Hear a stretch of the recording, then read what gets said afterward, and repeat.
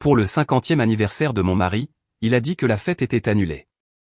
Mais quand je suis arrivé, il célébrait avec son ex-femme et leur fille.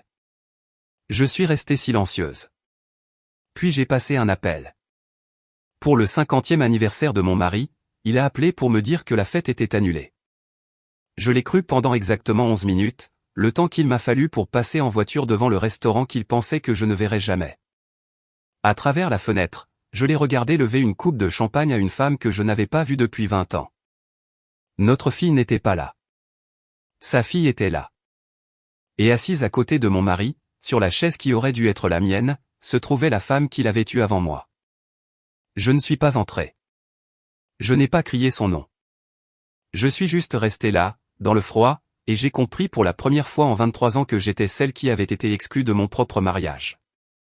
L'appel est arrivé à 17h47 de l'après-midi, alors que je m'engageais sur l'autoroute avec un sac de cadeaux emballé sur le siège passager. La voix de Nathan avait cette douceur particulière qu'il utilisait lorsqu'il choisissait ses mots au lieu de simplement les prononcer. Petit changement de plan pour Liv, a-t-il dit. Le restaurant a eu une rupture de canalisation ou quelque chose comme ça. Un vrai bazar. Je vais juste prendre quelque chose de rapide avec quelques gars du bureau. Ne m'attends pas. J'ai demandé s'il voulait que je cherche un autre endroit. Il a dit non trop vite. De la manière dont un homme dit non quand il a déjà décidé de la forme de sa soirée sans vous. Joyeux anniversaire, lui ai-je dit. Je t'aime. Je t'aime aussi, a-t-il dit et il a raccroché avant que je finisse la phrase. Je suis restée assise avec le téléphone sur mes genoux un instant, le clignotant toujours en marche. Et quelque chose en moi, un vieil instinct silencieux auquel j'avais appris à faire confiance au cours de 2 décennies de mariage, m'a dit de ne pas faire demi-tour. Je n'ai pas décidé de conduire jusqu'au restaurant. Je n'ai simplement jamais cessé de conduire dans sa direction. La circulation s'est fluidifiée à mesure que je me rapprochais du centre-ville, et j'ai utilisé les 20 minutes pour réfléchir, vraiment réfléchir d'une manière que je ne m'étais pas permise depuis des mois. Nathan était devenu associé au cabinet d'ingénierie en mars, et depuis, son calendrier s'était rempli de dîners auxquels je n'étais pas invité et que je ne pouvais pas tout à fait imaginer. Je m'étais dit que c'était de l'ambition. Les hommes de son âge se réinventaient de cette façon. Parfois, nouveau titre, nouvelle énergie, nouvelle fin de prouver quelque chose aux gens qui les avaient autrefois ignorés. Mais il y avait d'autres choses, des choses plus petites que j'avais soigneusement rangées dans cette même explication sans jamais vraiment les examiner. Chloé qui appelait plus souvent. Pas pour me parler. Elle et moi avions toujours gardé une distance polie, mais pour parler à son père à voix basse dans le bureau, la porte fermée. Le nom de Rebecca faisant surface dans la conversation, de la manière dont un nom fait surface quand quelqu'un a pris soin de ne le mentionner que petit à petit pour que cela ne semble jamais soudain. Il le disait avec légèreté. Rebecca a mentionné que Chloé passe un semestre difficile. Comme si une ex-femme commentant sur leur fille commune était la chose la plus ordinaire du monde. Peut-être que ça l'était. J'avais voulu que ça le soit. Je me suis garé sur le parking en face de Marqueties, le restaurant que Nathan et moi avions choisi ensemble pour ce soir, à l'époque où il y avait encore un ce soir qui nous appartenait à tous les deux. Je me suis garé dans l'ombre entre 2 lampadaires et je suis sorti en me disant que je voulais seulement voir si la canalisation avait vraiment éclaté, s'il y avait vraiment des ouvriers et du ruban de signalisation jaune, et un directeur s'excusant auprès des groupes déçus. Je me suis dit beaucoup de choses pendant ces quelques minutes. J'ai toujours été doué pour me raconter des choses. Les lumières de la salle à manger étaient chaudes et dorées à travers les fenêtres avant, épargnées par tout désastre de plomberie. J'ai marché le long du trottoir au lieu de passer par la porte d'entrée, une partie animale de moi choisissant les ombres sans demander la permission au reste de moi. Et j'ai trouvé la table d'angle à travers la fenêtre latérale, celle que Nathan demandait toujours, parce qu'il aimait avoir le dos au mur. Il riait vraiment, la tête en arrière comme il riait avec moi avant que le rire ne devienne quelque chose qu'il réservait à d'autres pièces. En face de lui était assise Rebecca Lawson, les cheveux toujours foncés et brillants à 48 ans, portant une robe verte qui la faisait paraître plus jeune que son âge, et plus sûre d'elle que je n'avais jamais réussi à paraître en 23 ans d'efforts. À côté d'elle, Chloé se penchait sur l'épaule de sa mère, téléphone en main, prenant clairement des photos du gâteau entre elles. Le gâteau, glaçage blanc, écriture dorée. Joyeux 50e anniversaire, papa. Il y avait 4 couverts. 3 personnes. Une chaise vide, légèrement tournée par rapport à la table, comme si quelqu'un l'avait tirée puis avait changé d'avis avant de s'asseoir. Je suis resté sur le trottoir un long moment, regardant la famille de mon mari célébrer un anniversaire qui appartenait, apparemment, à plus de gens que nous deux. Je n'ai pas ressenti l'envie d'entrer en trombe et de demander une explication. Je n'ai pas pleuré.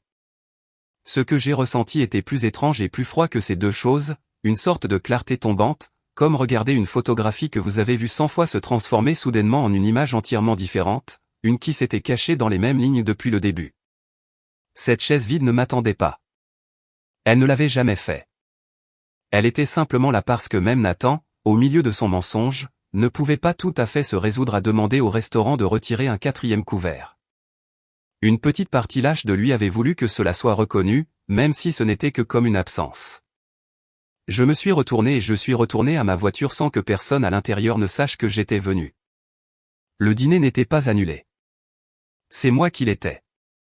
Je suis resté assise dans la voiture pendant un long moment après cela, moteur éteint, la main toujours sur le volant comme si je conduisais quelque part au lieu de nulle part. Les lumières du parking bourdonnaient faiblement au-dessus de ma tête. J'ai regardé les papillons de nuit les encercler en boucle lente et insensée et j'ai pensé que c'était ce que je faisais aussi. Tourner autour de quelque chose sans jamais atterrir assez près pour le voir clairement. Je n'ai pas pleuré et je ne l'ai pas appelé. Au lieu de cela, j'ai fait quelque chose qui m'a surprise. Même en le faisant, j'ai commencé à me souvenir, pas de manière dispersée et frénétique, mais méthodiquement, de la même manière que je passais en revue les rapports trimestriels lorsque je gérais la logistique. Cherchant le motif caché à l'intérieur de chiffres qui semblaient aléatoires par eux-mêmes. Il y a 6 mois, Nathan a changé le code d'accès de son téléphone. Il a dit que c'était une exigence de sécurité du travail, quelque chose concernant la confidentialité des clients après une violation de données chez un concurrent. Je me souviens avoir hoché la tête, non dérangé, parce que c'était le genre de choses qui arrivaient à son niveau. Maintenant, les associés avaient des responsabilités. Les associés avaient des secrets qui appartenaient aux entreprises des autres, pas à leur propre mariage. Il y a 4 mois, les dîners du jeudi ont commencé, relations avec les clients, les appelails, toujours assez vagues pour décourager les questions de suivi. Se terminant toujours assez tard pour qu'il rentre à la maison déjà douché et changé avec les vêtements décontractés qu'il gardait dans son casier de bureau pour la salle de sport où il se rendait soi-disant après. J'avais l'habitude de le taquiner sur le fait qu'il sentait le savon au lieu du scotch. Il riait et disait qu'il prenait sa santé au sérieux maintenant qu'il avait 50 ans. Je l'avais cru parce que le croire avait toujours été plus facile que l'alternative et parce que pendant 23 ans, le croire avait été principalement correct. Il y a 3 mois, j'ai remarqué que Chloé déclinait chaque invitation qui m'incluait. Un barbecue familial, la fête de départ à la retraite de ma sœur où Nathan était invité en tant qu'invité d'honneur pour le bon vieux temps. Chloé avait toujours une raison, le travail, un mal de tête, un engagement antérieur. Mais elle se présentait à son bureau à la place où le rencontrait pour déjeuner les jours où je n'étais pas incluse. Et je me suis dit que c'était normal, aussi. Une fille voulant passer du temps seule avec son père n'était pas une trahison. C'était juste de l'amour avec une forme différente de la mienne. J'ai pensé au collier. Il y a 8 mois, Nathan est rentré à la maison avec une petite boîte bleu marine d'un bijoutier du centre-ville, l'air penaud, disant qu'il l'avait acheté comme cadeau pour un client. Quelque chose pour la femme d'un homme avec qui il essayait de décrocher un contrat.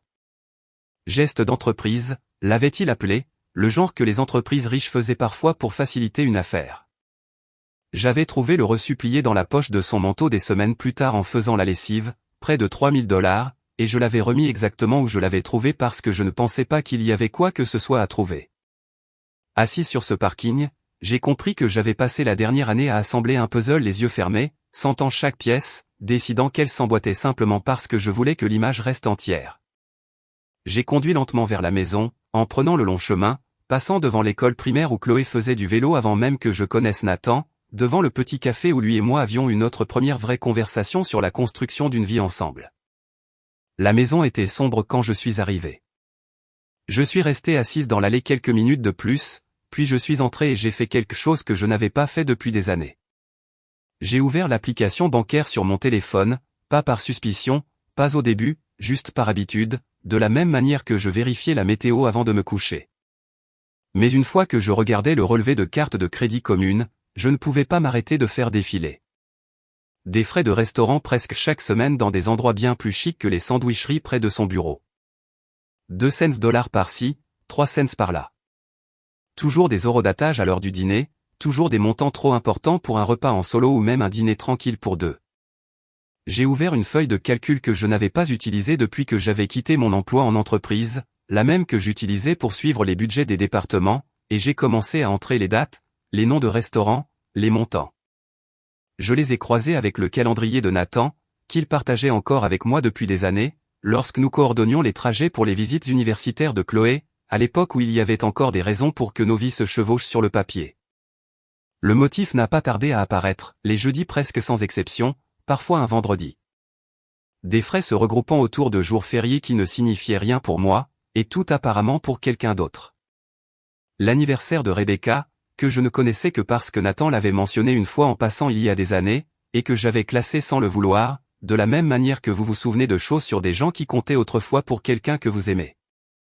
Je ne l'ai pas confronté quand il est rentré ce soir-là, vers 11 heures, sentant légèrement l'ail et le vin, offrant des excuses pour le dîner annulé qui ne reconnaissait jamais où il avait réellement été. Je lui ai dit que ce n'était pas grave, que ces choses arrivaient, que je m'étais commandé un plat à emporter et que j'avais regardé une émission. Il m'a cru instantanément, de la manière dont les gens croient ce qui est pratique, et il est monté se doucher avant de se coucher. Je suis resté en bas dans la cuisine sombre un peu plus longtemps, ma feuille de calcul brillant sur le comptoir, des mois de transactions silencieuses disposées en rangées ordonnées, comme quelque chose qui prend enfin son sens après avoir été délibérément obscurci. J'ai réalisé, vers minuit, que j'avais cessé de me sentir comme une femme attendant une explication. J'avais commencé à me sentir comme quelqu'un qui constituait un dossier. Nathan était plus facile à lire le lendemain matin qu'il ne le réalisait probablement. Il est descendu pour le café en répétant déjà. Je pouvais le dire à la façon dont ces phrases arrivaient une demi-seconde trop polies. J'ai croisé Chloé hier soir, en fait, a-t-il dit, versant de la crème dans sa tasse comme si c'était une pensée après coup. On a mangé un morceau. Le monde est petit. C'est gentil, ai-je dit. Et je voulais que cela paraisse exactement aussi banal que ça en avait l'air. Comment va-t-elle? Bien. Occupée. Tu sais comment elle est. Il a embrassé le sommet de ma tête en se dirigeant vers la table, la même affection facile qu'il m'avait montrée pendant plus de 2 décennies. Et je me suis laissé sentir cela sans broncher, parce que broncher lui aurait dit quelque chose que je n'étais pas prête à ce qu'il sache. Je lui ai préparé des œufs comme il les aimait. Les jaunes à peine pris. Et j'ai posé des questions sur sa journée et j'ai souri quand il s'est plaint d'une réunion client qui s'éternisait. J'ai regardé la tension quitter ses épaules à mesure que la conversation s'éloignait de tout ce qui ressemblait à de la suspicion. Au moment où il est parti pour le bureau, mallette à la main, un baiser sur ma joue, il croyait vraiment, que sa femme de 23 ans ne soupçonnait absolument rien. Je lui ai donné 20 minutes pour être certaine qu'il ne reviendrait pas pour un téléphone ou une cravate oubliée. Puis je suis allé dans son bureau. Je veux dire que je me sentais coupable. Ce n'était pas le cas, pas exactement. Ce que je ressentais était plus proche de la sensation d'être enfin autorisé à ouvrir une porte devant laquelle je me tenais depuis des mois, la main posée sur la poignée, attendant une permission qui n'allait jamais venir de lui. Les tiroirs du bureau n'étaient pas verrouillés, ce qui me disait quelque chose en soi, que Nathan n'avait jamais imaginé que je regarderais parce qu'en 23 ans, je ne l'avais jamais fait. Dans le tiroir du bas, sous une pile de vieux livrets de garantie, j'ai trouvé un mince dossier accordéon, du genre destiné aux reçus et aux documents fiscaux. Il était étiqueté de son écriture, affaires diverses. Je me suis assise dans sa chaise et je l'ai parcouru pièce par pièce. Des reçus de restaurant, les mêmes que j'avais déjà enregistrés à partir des relevés de cartes de crédit, mais maintenant avec des notes manuscrites sur certains d'entre eux, des dates, des noms, parfois juste des initiales. RL apparaissait souvent. CP aussi. Il ne m'a pas fallu longtemps pour deviner à qui appartenaient ces initiales. Il y avait aussi des factures d'hôtel. 3 d'entre elles, toutes d'un hôtel de charme à environ 40 minutes de la ville. Le genre d'endroit avec un spa et une vue sur les vignobles. Le genre d'endroit que Nathan et moi avions envisagé de visiter pour notre 20e anniversaire et que nous n'avions jamais fait parce qu'il avait dit que le travail était trop exigeant cette année-là. Des achats de vin dans une boutique spécialisée que je ne reconnaissais pas. Toujours 2 bouteilles à la fois, toujours payées un jeudi. Des contraventions de stationnement d'un garage près du quartier de Rebecca, que je ne connaissais que parce que j'étais passé devant son ancienne maison une fois il y a des années, par simple curiosité après que Nathan ait mentionné qu'elle était revenue dans la région. Et puis, près du bas du dossier, un reçu de Marchetti S. Le reçu de la nuit dernière, 4 couverts, bien que seuls 3 invités se soient réellement assis pour manger. Le total, pourboire inclus, s'élevait à un peu moins de 4 cents. Sous la liste détaillée, en petits caractères, figurait le nom de la réservation. Parker, groupe de 4. Pas des collègues de bureau. Pas un repas rapide avec Chloé. Une réservation pour 4 personnes faite sous notre nom de famille commun dans un restaurant où Nathan et moi avions célébré 3 anniversaires. J'ai tout remis exactement comme je l'avais trouvé. Le dossier bien droit, le tiroir fermé avec le même clic doux que Nathan utilisait toujours, et je suis resté assise dans sa chaise de bureau un peu plus longtemps, à ne rien regarder. Puis j'ai appelé Daniel Brox. Daniel était mon comptable depuis avant ma rencontre avec Nathan, une présence stable et inébranlable à travers chaque décision financière majeure que j'avais jamais prise. Il a répondu à la 2e sonnerie, comme il le faisait toujours, comme s'il s'était attendu à cet appel toute sa carrière. « Liv » a-t-il dit, joyeux anniversaire en retard à Nathan. « Comment s'est passée la fête ?»« Ça ne s'est pas passé comme je m'y attendais, » ai-je dit. Et quelque chose dans ma voix a dû en dire plus que je ne le voulais, car il est devenu silencieux de cette manière particulière dont Daniel devient silencieux lorsqu'il a déjà commencé à calculer. Je lui ai tout raconté. Le dîner annulé qui ne l'était pas. La fenêtre du restaurant, les reçus, le motif des jeudis et les factures d'hôtel et les contraventions de stationnement regroupées autour d'un quartier que je n'avais aucune raison de connaître si bien. Daniel n'a pas interrompu une seule fois. Quand j'ai eu fini, il a expiré lentement, le son d'un homme posant une tasse de café qu'il avait oublié qu'il tenait. « Olivia, écoute-moi » a-t-il dit. Ce ne sont pas des dépenses aléatoires. Des dépenses aléatoires ne s'organisent pas autour de l'emploi du temps d'une seule personne pendant des mois. C'est systématique. Quelqu'un a géré cela très soigneusement, ce qui signifie que quelqu'un comptait sur le fait que tu ne regarderais jamais. Alors, qu'est-ce que je fais ? Rien pour l'instant, a-t-il dit. Ne le confronte pas. Pas ce soir. Pas cette semaine. Dès qu'il saura que tu es au courant, soit il deviendra négligent d'une manière qui cachera tout plus vite, soit il deviendra prudent d'une manière qui cachera tout mieux. En ce moment, tu as l'avantage. Tu sais quelque chose qu'il ne sait pas. Tu sais, ça vaut plus que n'importe quelle conversation. Et si j'en ai besoin plus tard, légalement, je veux dire. Alors tu vas vouloir plus qu'une intuition et un reçu, a dit Daniel. Tu vas vouloir le tableau complet. Découvre où va vraiment l'argent. Liv, tout l'argent. Ensuite, nous déciderons de ce que tu feras de ce que tu trouveras. J'ai regardé par la fenêtre du bureau l'allée où la voiture de Nathan avait été garée ce matin-là. La lumière du soleil tombant maintenant sur le béton vide, et j'ai senti quelque chose en moi passer de blessé à précis. D'accord, ai-je dit. Je le trouverai.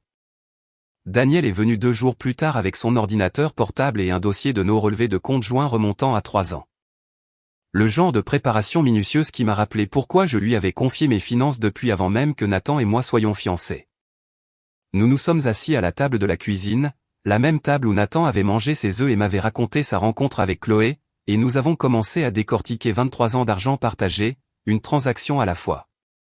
Ici, a dit Daniel, tapotant l'écran après environ 1 heure, sa voix portant le calme particulier qu'il utilisait quand il avait trouvé quelque chose qui valait la peine d'être calme. Virement récurrent, petit, $600, le premier de chaque mois, sortant depuis 4 ans, libellé et personnel, sans plus de détails. Il a cliqué pour voir les informations du compte bénéficiaire. Les a croisées avec une ancienne déclaration de revenus commune d'il y a des années qui contenait encore les informations de Rebecca d'avant la finalisation du divorce, à l'époque où Nathan et moi faisions nos vérifications préalables avant le mariage. Le numéro de compte correspondait. C'est elle, a dit Daniel doucement. $600 par mois, chaque mois, pendant 4 ans. C'est plus de $28 000, Liv. Et ce n'est qu'une seule ligne. Nous en avons trouvé d'autres une fois que nous savions quel motif chercher. Un paiement à une société de gestion immobilière qui s'est avéré gérer un complexe de condominium à 20 minutes de l'ancien quartier de Rebecca. Ces charges de copropriété, payées trimestriellement, remontant plus loin que les virements mensuels, presque 6 ans au total. Un flux de paiement distinct à un service de prêts étudiants, pas au nom de Nathan, pas au mien, mais facilement traçable grâce à un numéro de compte partagé que Nathan avait apparemment oublié n'était pas aussi privé qu'il le croyait. La dette des études supérieures de Chloé, effacée discrètement, 200 $ à la fois. Les paiements de l'impôt foncier pour une maison dont je n'ai pas reconnu l'adresse jusqu'à ce que Daniel la recherche et découvre qu'elle appartenait à Rebecca, achetée il y a 8 ans. Financement partiellement couvert par un prêt co-signé, j'ai senti mon estomac se nouer en lisant ceci, par Nathan.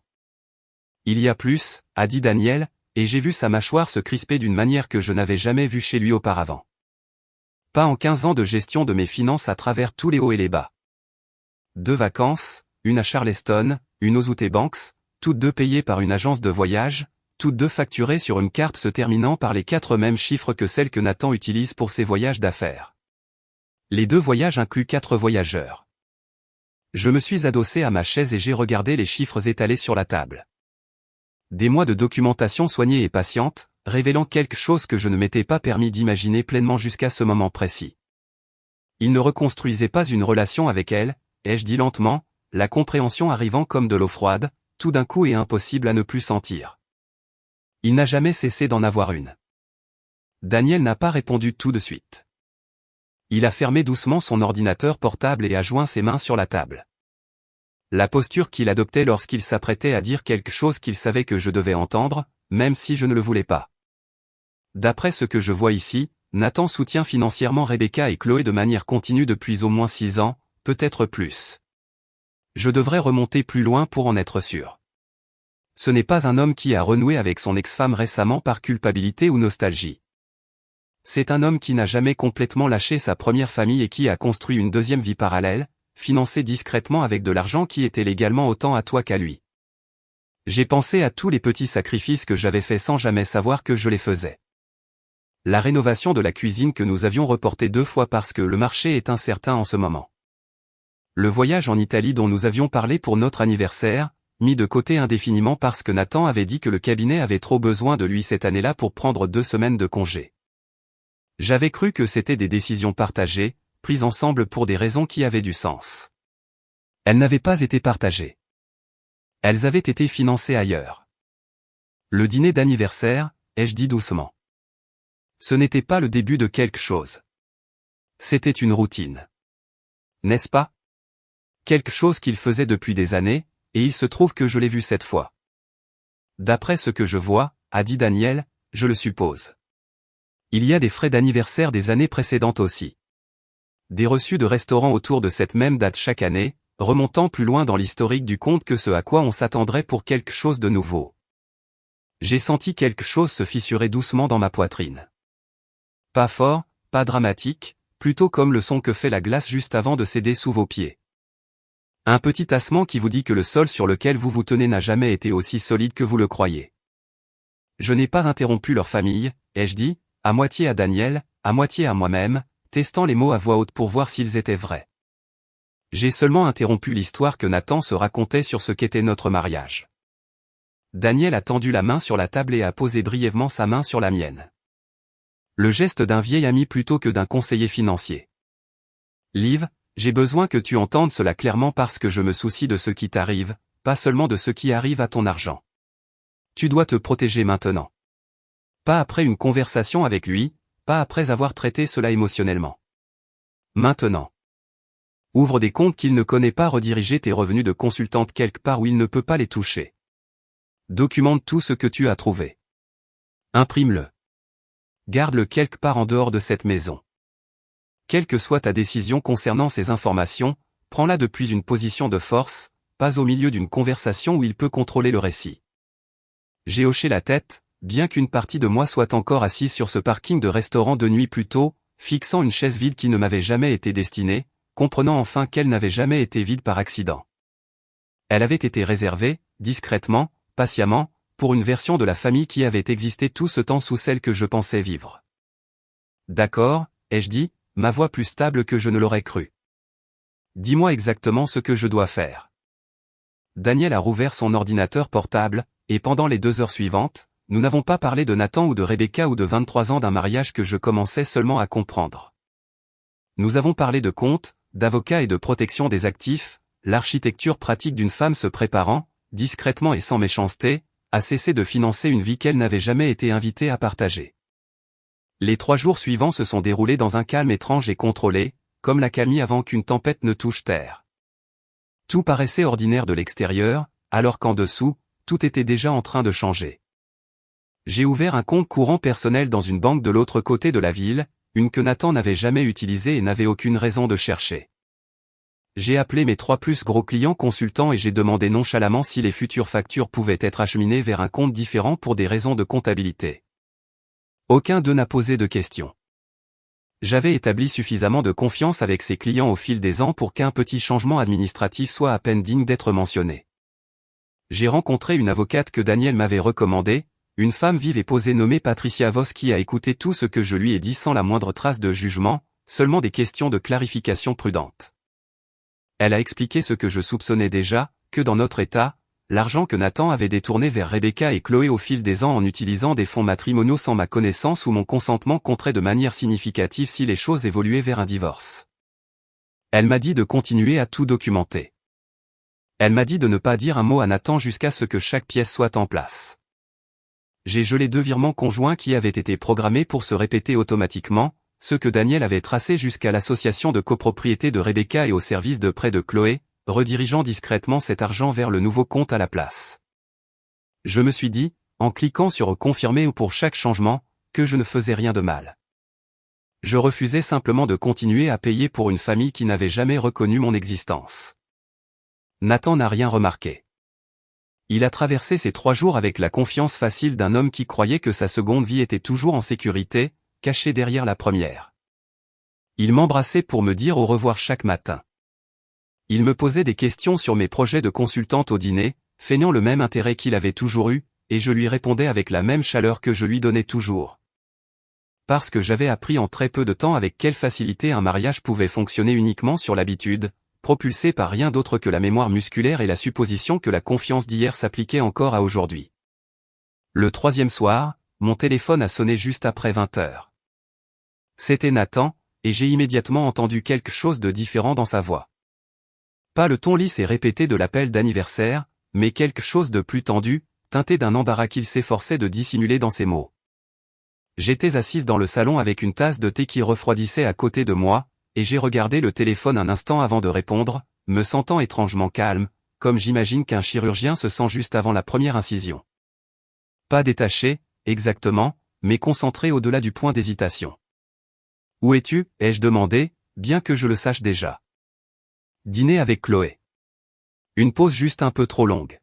« Et un ami. » Je pouvais entendre le bruit d'un restaurant derrière lui. Des verres qui tintent, des conversations basses. Le bourdonnement acoustique particulier d'une salle à manger que je reconnaissais parce que je m'étais tenu devant sa fenêtre 5 nuits plus tôt.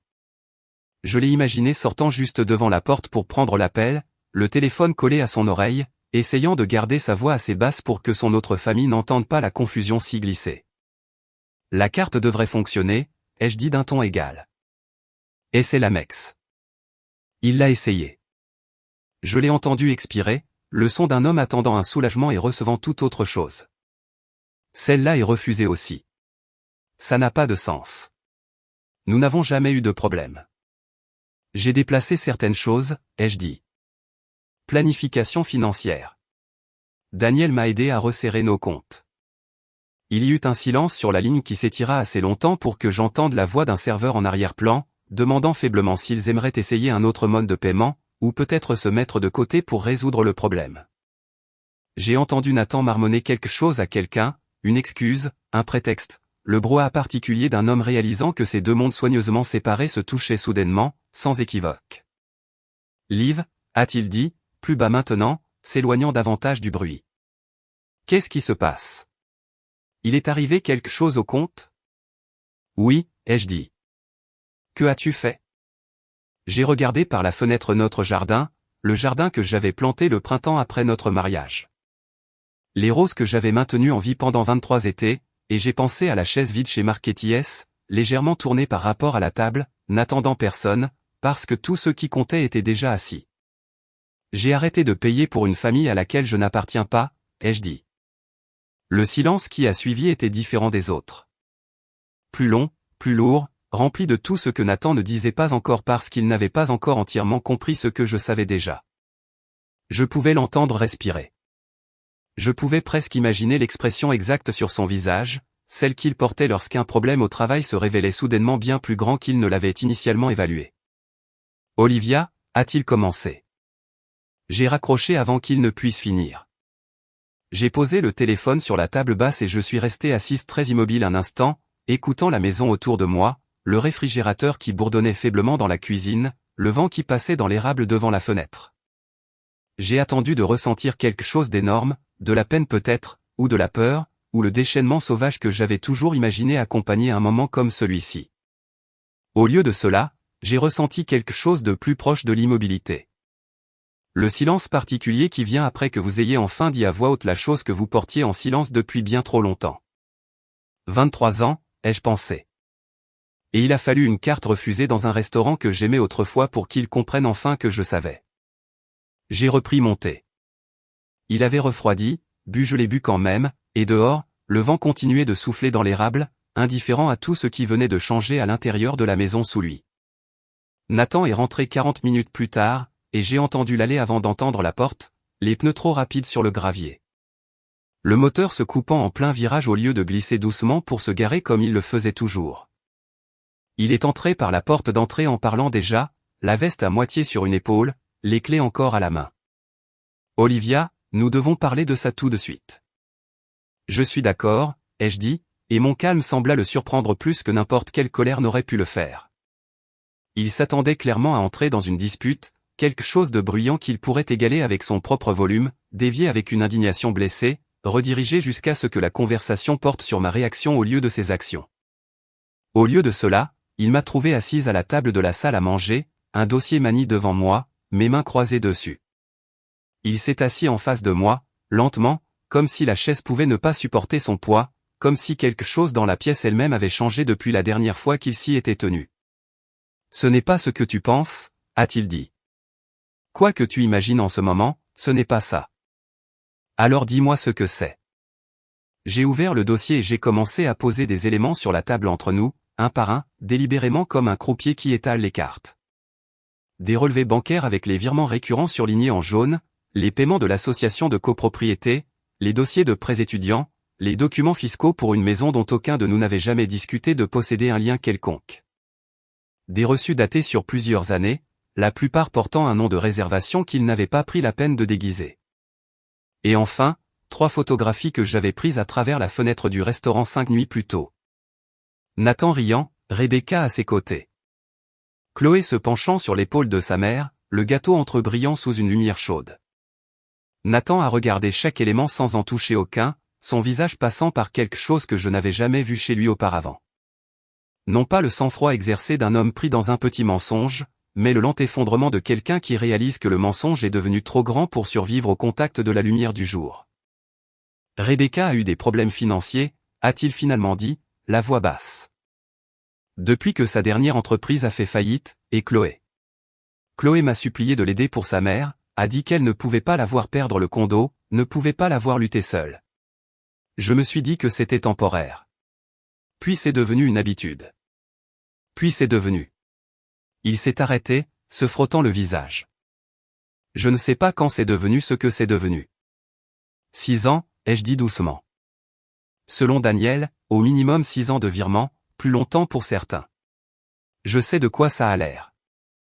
Vraiment ? J'ai gardé ma voix égale, bien que quelque chose en dessous ait commencé à se tendre. Parce que de là où je suis assise, on dirait que tu as construit une deuxième obligation entière en utilisant de l'argent qui était à moitié à moi, sans jamais me demander une seule fois si j'aurais voulu aider. Et peut-être que je l'aurais fait, Nathan. Peut-être que si tu étais venu me voir il y a 6 ans et que tu avais dit, Rebecca a des difficultés. Chloé est inquiète. Pouvons-nous les aider? J'aurais dit oui. Je ne suis pas une personne cruelle. Tu le sais. Je pensais. Il s'est de nouveau arrêté, la mâchoire contractée. Je pensais que tu dirais non. Je pensais que tu te sentirais menacé par cela, ou que tu leur en voudrais, ou que tu m'en voudrais de me soucier encore de ce qui leur arrivait. C'était plus facile de simplement gérer ça discrètement. Tu as décidé de ma réponse avant même de poser la question, ai-je dit. Ce n'est pas me protéger d'une conversation difficile, Nathan. C'est décider que je ne méritais pas d'en faire partie. Il n'a pas eu de réponse à cela. Je l'ai regarder de nouveau les photographies, son propre visage pris en plein rire dans un moment qu'il avait cru totalement privé, et quelque chose dans sa posture a finalement commencé à s'effondrer. L'aisance habituelle qu'il portait s'est lentement vidée de lui. Olivia, s'il te plaît, a-t-il dit. Donne-moi une chance de réparer ça, de rectifier les choses. J'arrêterai tout. Je couperai tous les ponts si c'est ce que tu as besoin. Je vais. Je ne pense pas que tu comprennes ce qui s'est réellement passé ici, ai-je dit. Et ma voix est restée stable, même si quelque chose à l'intérieur de ma poitrine me faisait mal d'une manière que je n'avais pas prévue. Un chagrin arrivant en retard à un enterrement auquel il aurait dû assister il y a des années. Ce n'est pas une question d'argent. Pas vraiment. Daniel et Patricia peuvent démêler l'argent. C'est une question de fait que pendant 6 ans, tu as eu toute une famille dont tu t'occupais discrètement, avec qui tu célébrais, que tu finançais. Pendant que j'étais assise en face de toi chaque soir, croyant que nous construisions quelque chose ensemble. Tu ne m'as pas seulement caché une dépense. Nathan, tu as caché un mariage. Tu en avais 2 qui fonctionnaient en même temps, et j'étais celle qui ne savait pas qu'elle te partageait. Il a tendu la main sur la table pour prendre la mienne, et je l'ai laissé la prendre un instant, sentant la chaleur familière de ses doigts, le poids de 23 ans pressant dans ce petit contact. Puis j'ai doucement retiré ma main. J'ai enlevé mon alliance. Je n'avais pas prévu de le faire là, à ce moment précis, mais cela m'a soudainement paru correct, la conclusion naturelle de tout ce qui était étalé sur la table entre nous. Je l'ai posé à côté des photographies, leur captant la lumière de la cuisine. Tu ne m'as pas perdu ce soir, ai-je dit doucement. Tu m'as perdu le jour où tu as décidé de construire un autre mariage à l'intérieur de celui-ci et que tu m'as laissé passer 6 ans à financer une vie à laquelle je n'ai jamais été invité. Nathan a fixé la bague comme s'il ne comprenait pas ce qu'elle signifiait, bien que je pense que quelque part sous le choc, il comprenait parfaitement. Olivia, a-t-il répété, plus doucement cette fois, presque un plaidoyer. Je me suis levé de la table, laissant le dossier, les photographies, la bague, tout exactement comme c'était. Je resterai dans la chambre d'amis ce soir, ai-je dit. Nous pourrons parler davantage demain quand tu auras eu le temps de décider ce que tu veux vraiment me dire au lieu de ce que tu penses qui pourrait rendre cela plus facile. Je suis monté et j'ai fermé la porte doucement derrière moi. Et pour la première fois en 5 jours, je me suis laissé pleurer, non pas de chagrin pour ce que j'avais perdu, ai-je réalisé au milieu de tout cela, mais de quelque chose de plus proche du soulagement. Le travail épuisant de ne pas savoir était enfin terminé. 6 semaines se sont écoulées avant que Nathan ne comprenne pleinement que je n'allais pas changer d'avis. Il a essayé au début, de la manière dont les gens essaient lorsqu'ils n'ont jamais vraiment fait face aux conséquences auparavant. Des excuses qui revenaient à des explications. Des explications qui revenaient à demander une chance de plus. Il a offert de mettre fin à toute connexion avec Rebecca et Chloé entièrement. Comme si les couper complètement pouvait en quelque sorte annuler 6 ans de trahison silencieuse. Je lui ai dit que ce n'était pas ce que je voulais non plus. Punir Chloé pour avoir aimé sa mère ou exiger que Nathan abandonne une fille qu'il avait élevée ne réparerait pas ce qu'il avait brisé. Ce qu'il avait brisé n'était pas réparable par soustraction. Cela nécessitait quelque chose qu'il ne m'avait jamais offert au cours de ces 6 années, une honnêteté donnée librement avant que je doive aller la chercher moi-même. J'ai demandé le divorce un mardi matin, fin octobre, dans le bureau de Patricia, avec un dossier de documentation si complet que Patricia m'a dit, avec quelque chose qui ressemblait à de l'admiration, qu'elle voyait rarement des cas arriver aussi organisés. Chaque virement comptabilisé, chaque actif tracé, chaque année de trahison silencieuse et patiente exposée dans une chronologie qui laissait très peu de place à l'avocat de Nathan pour argumenter qu'il y avait eu une quelconque ambiguïté sur la destination de l'argent du mariage. Rebecca a découvert la vérité sur sa situation peu de temps après que les comptes aient été officiellement gelés en attendant le règlement. Je l'ai appris indirectement par Daniel, qui l'a appris par une connaissance commune, de la manière dont les petites villes et les petits cercles sociaux semblent toujours transporter les nouvelles que personne ne partage officiellement. Nathan ne pouvait plus couvrir discrètement ses charges de copropriété. Il ne pouvait plus faire disparaître les paiements de prêt de Chloé, $200 à la fois. Les dîners se sont arrêtés. Les célébrations d'anniversaire que Rebecca et Chloé avaient apparemment organisées chaque année à mon insu se sont simplement dissoutes parce que l'argent qui les avait construites pendant 6 ans ne coulait plus librement d'un compte que je ne savais pas que je finançais. Je ne prétendrai pas n'avoir rien ressenti en apprenant cela. Il y avait une petite satisfaction vive, plus vive que ce à quoi je m'attendais de la part de quelqu'un qui s'était toujours cru trop posé pour tout ce qui ressemblait à de la vengeance. Mais ce que j'ai ressenti surtout était quelque chose de plus calme et de plus étrange, pas un triomphe exactement, mais une sorte d'apaisement, comme regarder une balance qui avait été inclinée pendant des années revenir enfin à l'équilibre. Chloé m'a appelé une fois vers la fin de la procédure, la voix tendue par une colère que je comprenais même si cela me piquait de l'entendre diriger contre moi. Elle a dit que j'avais détruit le bonheur de son père, que j'avais été froide et calculatrice, qu'une vraie femme aurait trouvé un moyen de pardonner et d'aller de l'avant pour le bien de la famille. Chloé, ai-je dit, en gardant ma voix aussi douce que possible. J'ai passé 6 ans à me faire dire que je faisais partie d'une famille à qui ton père n'a jamais dit la vérité. Je suis désolé que ce soit douloureux pour toi, mais je n'ai rien détruit. J'ai juste arrêté de payer pour quelque chose dont je n'ai jamais été invité à faire partie. Elle a raccroché sans répondre, et je n'ai pas rappelé. Certains ponts, j'en étais venu à le comprendre, n'étaient pas à moi de reconstruire. Au printemps suivant, le règlement était finalisé. J'ai gardé la maison que nous avions partagée pendant 2 décennies, bien que j'ai choisi finalement de la vendre. Trop de pièces contenaient des souvenirs que je ne voulais plus voir disposés autour de moi quotidiennement. La cuisine où je lui avais préparé des œufs le matin après son anniversaire, croyant complètement à son mensonge. Le bureau où j'avais trouvé le dossier qui avait tout changé.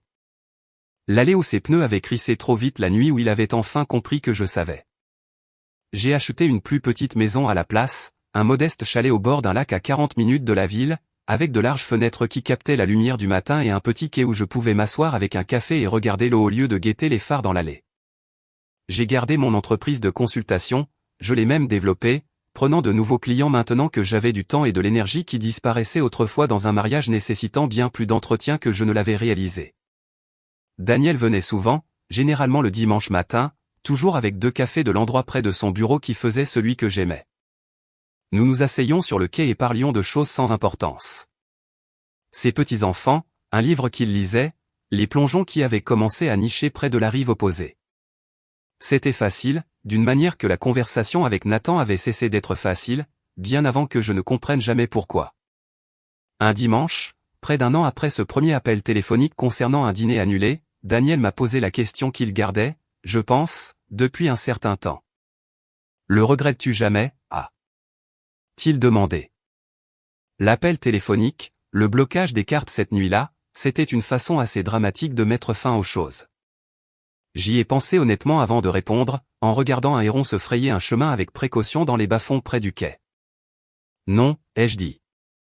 Je ne regrette pas l'appel téléphonique, mais ce n'est pas vraiment l'appel téléphonique qui a changé ma vie, Daniel.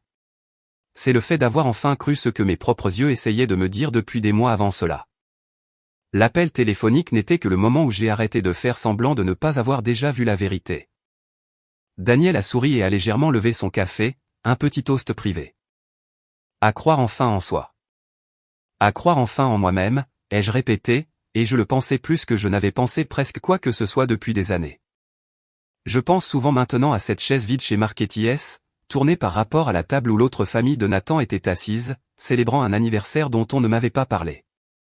Pendant longtemps, j'ai vu cette chaise comme une insulte, la preuve que j'avais été exclu, remplacé, tranquillement effacé d'une histoire dont je me croyais être le centre. Mais je la comprends différemment maintenant.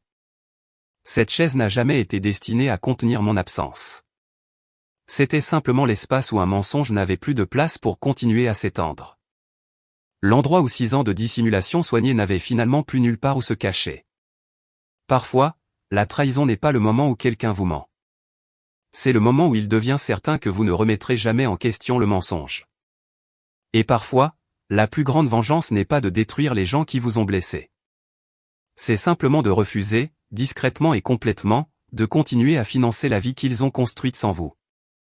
Si vous avez déjà découvert une vérité qui a changé tout ce que vous pensiez savoir sur votre propre vie, j'aimerais entendre votre histoire. Faites-moi savoir dans les commentaires d'où vous regardez ce soir. Et si vous aimez les histoires sur la confiance familiale et la recherche de la force de marcher vers la vérité au lieu de s'en éloigner, veuillez vous abonner et me rejoindre pour la prochaine. Il y a toujours plus à raconter, et j'aimerais beaucoup vous avoir ici. Cette histoire est entièrement fictive et destinée uniquement à des fins de divertissement et d'éducation.